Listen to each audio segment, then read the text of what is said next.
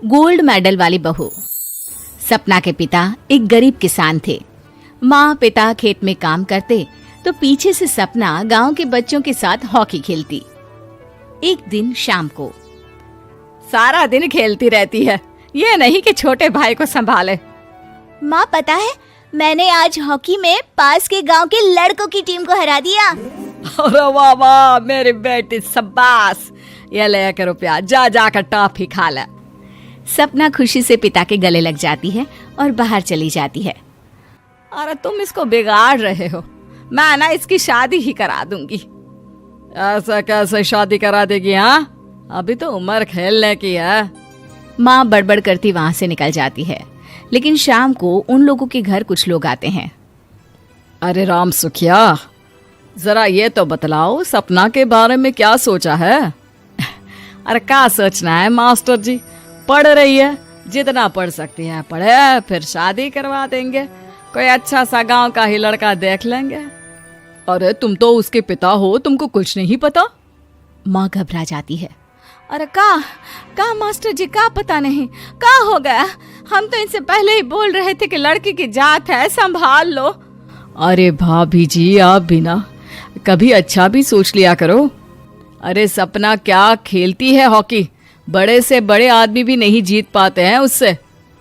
कल गांव में एक टीम आ रही है, लड़कियों की हॉकी खेलने उसे भेज देना, वहां शायद कुछ बात बन जाए। अरे ना ना मास्टर जी, कोई खेल वेल नहीं करवाना हम लोगों को, वो भी शहर के लोगों के साथ तो बिल्कुल भी ना। शहर के लोगों को ना कोई भरोसा नहीं होता मास्टर जी। अरे कैसी बात कर रही हो सपना की माँ, बुरा आदमी तो हर जगह मिल जाएगा, उसके लिए शहर का और गांव का। हाँ हाँ मास्टर जी, हम लोग तैयार हैं, कल आ जाएगी सपना वक्त से। माँ के लाख मना करने पर भी पिता सपना को हॉकी टीम के लिए भेज देते हैं। शाम को सपना वापस आती है, लेकिन लट के मुंह से। और क्या हो गया, मार खाई हो का? कौन मारेगा हमें?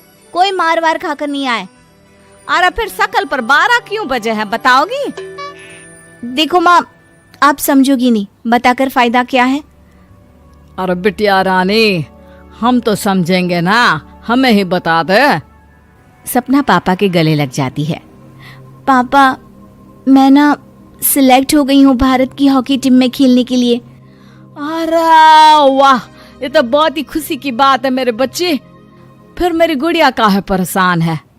पापा, मुझे दिल्ली जाना पड़ेगा आगे की प्रैक्टिस के लिए। माँ जो सारी बात सुन रही होती है, जोर से चिल्लाती है। एक पैसा नहीं है मेरे पास, समझे? कुछ नहीं दूंगी।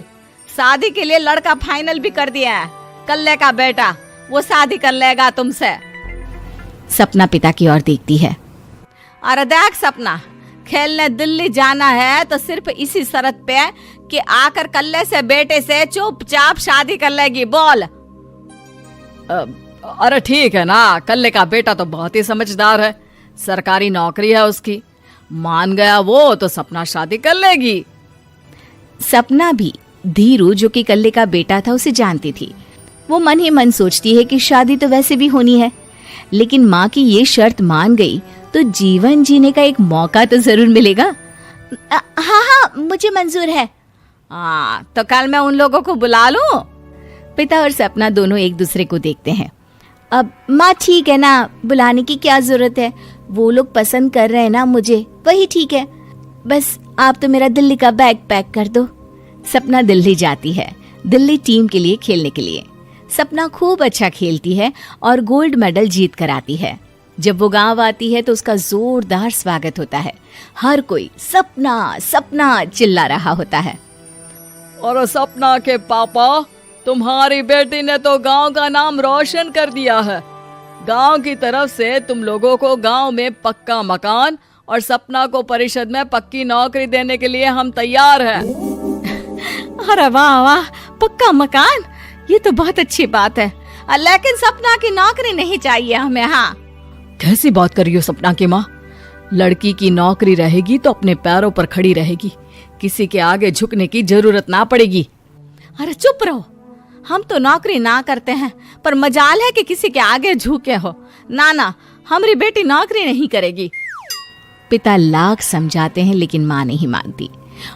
और फिर वो दिन भी आ जाता है जब सपना को अपने कहे अनुसार लड़के से शादी भी करनी पड़ती है। ससुराल में। ए बहू, तू रोज रोज सुबह कहाँ जाती है? घर का सारा काम निपटा कर कहाँ भागती है?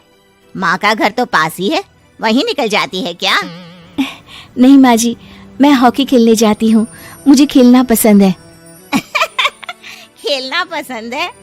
अरे कैसी बात कर रही है बहू, शादी के बाद तो कोई लड़की खेलती फैलती नहीं है, वो घर का काम काज देखती है। सपना कुछ नहीं कहती। वो एक रोज कमरे में अपनी अलमारी ठीक कर रही होती है कि तब सुनो, वो जो लटक रहा है ना, क्या बोलते हैं उसे? मेडल। सपना पति की बात सुनकर खुश हो जाती है, उनके पास जाती है। मैं सोच ही रही थी कि तुमने कभी पूछा क्यों नहीं। ये मेडल है, मैंने जीता है, पता है, हॉकी में। बड़ा मैदान, बहुत से लोग, 2 टीम और फिर शुरू होता है जुनून। पता है, लगता है जैसे बस जिंदगी यही है, खेलते रहो, भागते रहो, दौड़ते रहो और लक्ष्य को पालो। सुनो ना, मैं ना भारतीय टीम के लिए खेलना चाहती हूँ। माँ, यहाँ तो आ जरा। सपना हैरान हो जाती है कि ये क्या हो गया, पति अचानक से माँ को क्यों बुला रहा है। हाँ बेटा, क्या हो गया? काहे गला फाड़ रहे हो? माँ, ये सपना क्या कह रही है? अरे बीवी तो बोलती ही रहती है बेटा, लेकिन क्या हो गया, चिल्ला क्यों रहे हो? ऐसा क्या बोल दिया इसने? माँ ये बोल रही है कि इसको खेलना है भारतीय टीम के लिए। सपना डर जाती है। नहीं माँ जी, मैंने कहा कि मैं चाहती हूँ कि वो मैं बोला था ना, शादी के बाद कोई खेलता नहीं, घर का काम काज देखता है, लेकिन फिर भी। नहीं माँ जी, ठीक है, मैं घर का काम देखूंगी, कल से मैं खेलने भी नहीं जाऊंगी, माफ कर दीजिए। सपना पति की तरफ देखती है जो माँ की तरफ देख रहा होता है। उसे गुस्सा तो आता है, लेकिन करती भी तो क्या, सास के सामने कैसे पति की क्लास लगाती। अरे बेटा, अब क्यों घूरे जा रहे हो बहू को?